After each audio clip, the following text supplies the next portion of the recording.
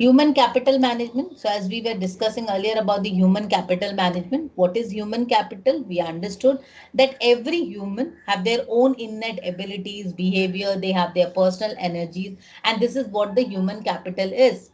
So any organization, whoever means any organization, when they employ any means they employ an human into their organization, then that human capital belongs to that organization, isn't it?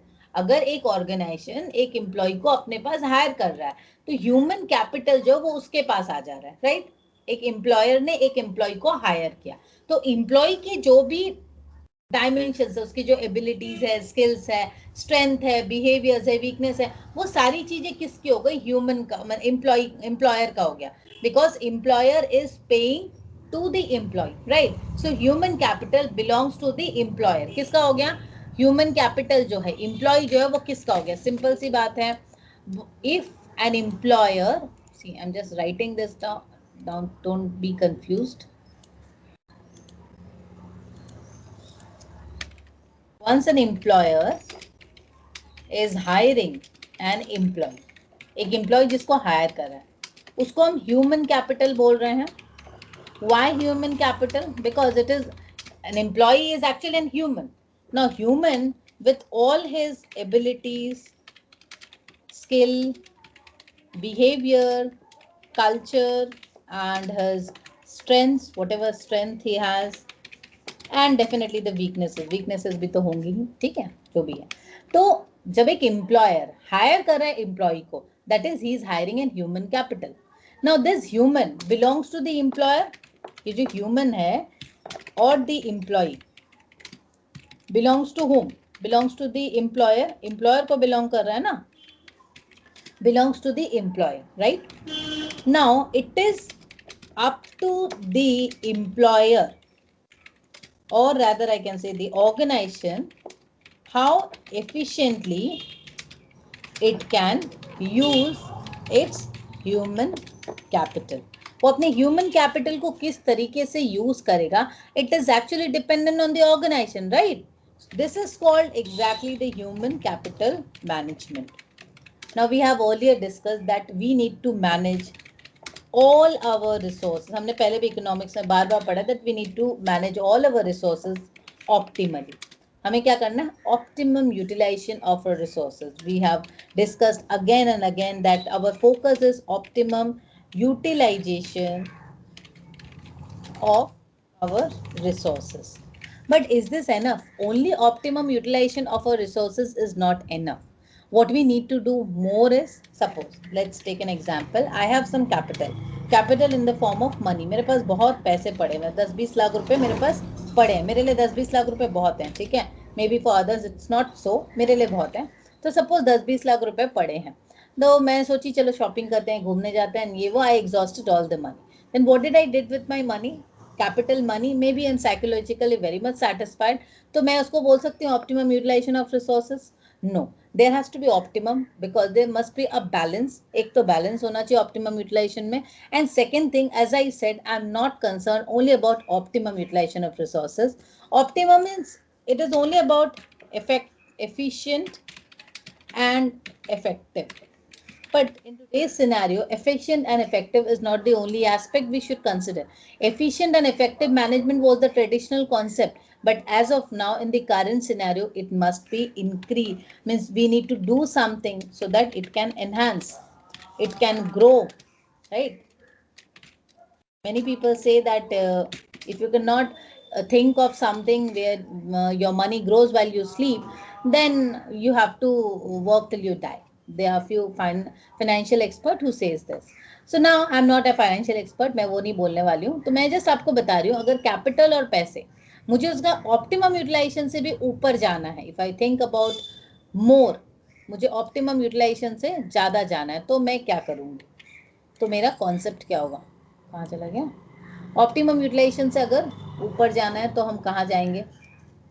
My money should grow, मेरे पैसे क्या होने चाहिए? Grow करने चाहिए। ये grow कैसे होगा? I need to think about different investment proposal. I need to think of where to invest, how to utilize it, I may be learning, मैं कुछ पढ़ाई कर रही हूँ, learning and development, which will definitely, learning will enhance my training and then I'll develop on different perspective. वैसे ही human capital है, human capital भी है, आप उसको रखे रहो. If you are using it in a very smooth manner, चल रहा है, बहुत अच्छी बात है. But if you want to grow it, then there should be some learning, there should be some investment in it. आप जितने अच्छे से अपने ह्यूमन कैपिटल को मैनेज करोगे, इन्वेस्ट करोगे, the more your future is. आप अभी अगर इन्वेस्ट कर रहे हो अपने पढ़ाई के पीछे, you are learning more and more, अपना टाइम दे रहे हो, है ना, तो क्या हो रहा है, वो आगे के लिए डेवलप करने में आपको हेल्प कर रहा है. But if you are not developing yourself, same it happens with the human capital. Human capital is a dimension that needs continuous growth and development. You must have heard about balanced scorecard. वहाँ पे एक learning and growth perspective होता है, learning and development. Why it is important? Because of this human capital. Human capital को grow करना है. An organization must think about growing it human capital. Optimum utilization, definitely इसका optimum utilization तो करना ही है, ठीक है. Then the growth factor must be there. What is the growth?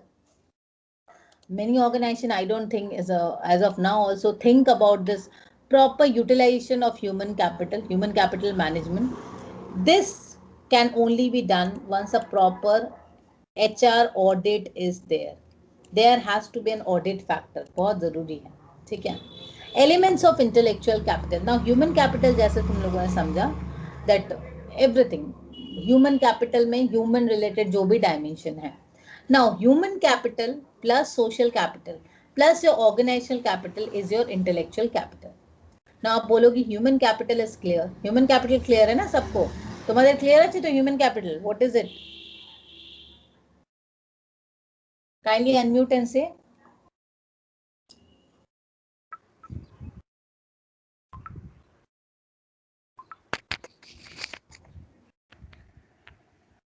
Hello clear আছে এখন অবধি? হ্যাঁ না ওকে চলো আমি আগে কন্টিনিউ করি. Human capital is clear, that is the human along with its behaviors, abilities, skills, knowledge, all this thing. Now you have a social capital because there's a social dimension in any organization when once we are working. আমরা তো একা কাজ করছি না, আমাদের সঙ্গে তো অনেকজন রয়েছে. There is a society where we work. There's a society for which we work. So social capital is also adding value for our organization, the social dimension. And then the organizational capital is already there, the organization itself means organization e to onek kichu ache. So once we add on all this thing, that is the human capital, the social capital and the organizational capital, will get the overall intellectual capital of an organization. Is this clear? Now let us move towards the role of HR executives. Now what are the role of an HR executive? An HR executive, here I'm talking about HR executive, who is working at an executive level. They work as a specialist, means HR works as a specialist, that is HR specialist. They have their own function, means they have to operate at their own level. The administration part, the compensation part, the leave maintenance, so many functions are there. The facilitator, HR executives work as a facilitator because ultimately they facilitate in most, means what they exactly do. You also know that exactly there is an organizational goals. We all know that there is an organizational goal, and here is HR. Means the HR department work here. The function of the HR department is actually to coordinate, to facilitate, so that these organizational goals can be achieved smoothly. This is the main function of the HR department. So HR works, or HR department works as a facilitator. Change agent. This is the most important task we can expect from the HR department, because whenever a change is going to take place, you will I mean, I don't know, you have as of now you might not have seen this change because you are already in a process of doing your MBA and internship is not completed. Change, whenever there is a change, we can expect of a merger, a downsizing, an acquisition, anything as such. There's a lot of change that will take place, and most of the change will take place at the workforce level, the payroll, the compensation part, the administrative part, which is taken care by the HR departments. Okay. Service provider, HR is expected to work as a service provider. They provide HR services, grievance services, and so on. Executives and consultant. HR also works at a consultant level. They consult. And here is another part, that is auditor. HR also works as an auditor, means HRD audit. As I say, I emphasize more on audit because most of the functions are either ignored by the organization or HR departments are not taking care. Maybe they are not aware of. So audit is as such a very important role which must be taken care and must be done periodically. This audit should not be ignored, because you will find that where audit is missing, most of the organization are lagging behind their activities, what they're supposed to do. Okay. Now, challenges to HR professionals. Nowadays, HR professionals, they are supposed to do what means whatever they are supposed to do, they are actually doing it, and more than that, means you will find HR professionals are doing much more than what they are expected to do. But still, there are a lot of challenges which we will find. First is the worker productivity. Okay, now I'll focus from this technology and training. The first thing, every day we are finding some of the new other technology are coming. So now if more means every day you'll find a new technology, the focus should be the first thing, the first priority is training the people. Because every day we cannot expect to recruit new people. The old workers, the aging workers, the old workers, the senior workers, everyone needs the technological training. As the technology are being upgraded on a means maybe on a monthly basis, you will upgrade the technology. For that, a training is needed. Training coordination, training development, training plan, cost of training, lot of factors are included which adds on to the HR professionals cost and definitely the value. Quality of work life, now because of this technological pressures, immense pressures from competition, the global competition, and this COVID-19 has added much more pressure to the quality of work life, because people who are working from their home, they are not getting at all time. Previously, whoever is going to office, at least they have some time for themselves. But now who are working from home, most of the means organization think that they are not working, or they are means idle, so there is no quality of work life left now. This COVID-19 has given an immense pressure on the employees. This is the feedback I got from my students, and so I'm discussing. I don't know, because my quality of work life is nicely maintained.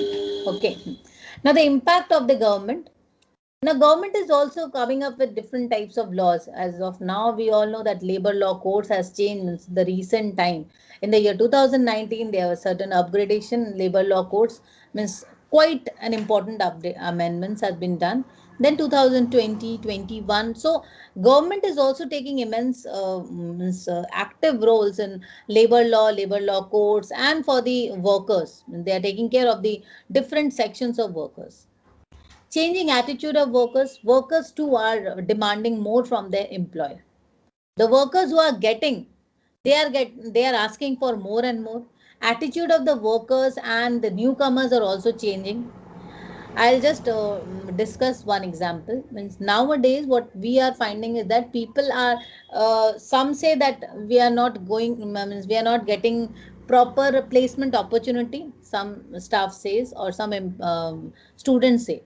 But many students, what we are facing is that they are not going for the interview. They are not feeling like to work. The entire attitude of work means new students have changed. So the new workers have also changed. Their attitude is also changing.